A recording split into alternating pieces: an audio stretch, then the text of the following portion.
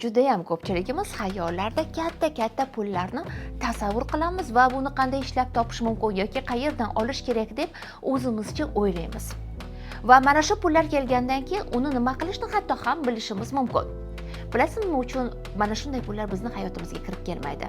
Chunki biz bu pullarni tasavvur qilgan paytimizda mashina, uy deyishimiz mumkin, lekin ularning hammasini ichida sizni emotsiyangiz yashamaydi. Yoki bo'lmasa meni ko'p pulim bo'lsa, men ishlamagan bo'lardim deb o'zingizga shunday javob qaytarasiz. Va sizning miyangiz aytadi, agar puling ko'p bo'lsa, sen ishlamasang, men kasal bo'lishni boshlayman. Shuning uchun bu pullar kelmagani ma'qul degan javobni beradi. Bu haqda o'ylab ko'rganmisiz? Xo'p, aytishingiz mumkin. Unda pullarni qanday tasavvurlarda o'tkazish va ularga qanday erishish mumkin deyishingiz mumkin.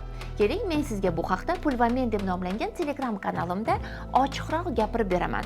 Agar sizga bu qiziq bo'layotgan bo'lsa, meni shapka profilim orqali Telegram kanalimga o'ting va albatta pullarni qanday to'g'ri jalb qilishni sizga o'rgataman.